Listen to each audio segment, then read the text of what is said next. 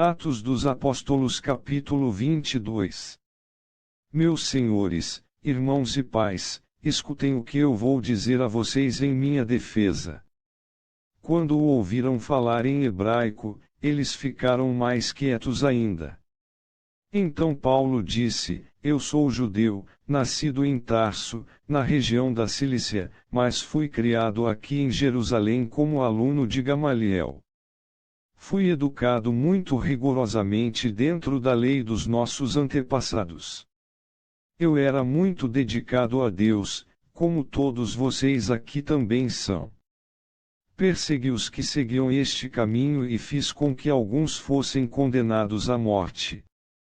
Prendi homens e mulheres e os joguei na cadeia. O grande sacerdote e todo o conselho superior podem provar que estou dizendo a verdade, pois eu recebi cartas deles, escritas para os irmãos judeus que moram em Damasco. E fui até lá para prender os seguidores deste caminho e trazê-los presos com correntes a Jerusalém, a fim de serem castigados. E Paulo continuou: Eu estava viajando, já perto de Damasco, e era mais ou menos meio-dia. De repente, uma forte luz que vinha do céu brilhou em volta de mim. Eu caí no chão e ouvi uma voz que me dizia: Saulo, Saulo, por que você me persegue? Então eu perguntei: Quem é o Senhor? Eu sou Jesus de Nazaré, aquele que você persegue. Respondeu ele. Os homens que viajavam comigo viram a luz, porém não ouviram a voz de quem falava comigo. Eu perguntei: Senhor, o que devo fazer? E o Senhor respondeu: Levante-se e entre na cidade de Damasco. Ali alguém vai lhe dizer tudo o que Deus quer que você faça. Aquela luz brilhante tinha me deixado cego.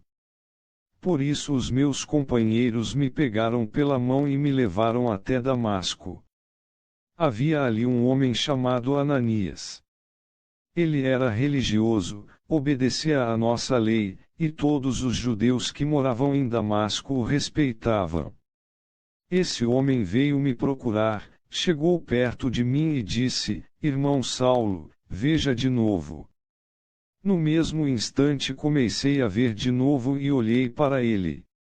Então ele disse: Saulo, o Deus dos nossos antepassados escolheu você para conhecer a vontade dele, para ver o seu bom servo e para ouvir o servo falar com você pessoalmente. Pois você será testemunha dele para dizer a todos aquilo que você tem visto e ouvido. E agora não espere mais. Levante-se, peça a ajuda do Senhor e seja batizado, e os seus pecados serão perdoados. E Paulo terminou, dizendo: Então eu voltei para Jerusalém. Quando estava orando no templo, tive uma visão. Vi o Senhor, e ele me disse: Saia depressa de Jerusalém, porque as pessoas daqui não aceitarão o que você vai dizer a meu respeito. Eu respondi: Senhor, eles sabem muito bem que eu ia às sinagogas, e prendia os que criam em ti, e batia neles. Quando estavam matando Estevão, que falava a respeito de ti, ó Senhor, eu estava ali, concordando com aquele crime. E até tomei conta das capas dos assassinos dele. Aí o Senhor disse: Vá, pois eu vou enviá-lo para bem longe, vou enviá-lo aos não-judeus. A multidão ficou ouvindo Paulo até que ele disse isso, mas aí eles começaram a gritar com toda a força: Matem esse homem! Ele não merece viver! Eles gritavam, sacudiam as capas no ar e jogavam poeira para cima. Então o comandante mandou que os seus soldados levassem Paulo para dentro da fortaleza. Mandou também que o chicoteassem para que ele contasse porque a multidão estava gritando contra ele. Porém, quando o estavam amarrando para chicoteá-lo, Paulo perguntou ao oficial romano que estava perto dele: Será que vocês têm o direito de chicotear um cidadão romano? especialmente um que não foi condenado por nenhum crime. Quando o oficial ouviu isso, foi falar com o comandante e disse: "O que é que o senhor vai fazer? Aquele homem é cidadão romano." Então o comandante foi falar com Paulo e perguntou: "Me diga uma coisa, você é mesmo cidadão romano?" "Sou", respondeu Paulo. Aí o comandante disse: "Eu também sou, e isso me custou muito dinheiro."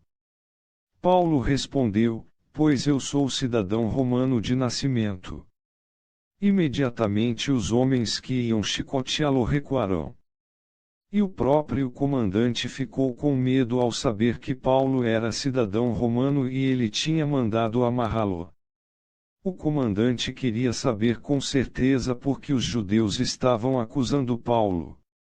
Então, no dia seguinte, mandou que tirassem as correntes que o prendiam e ordenou que os chefes dos sacerdotes e todo o conselho superior se reunissem.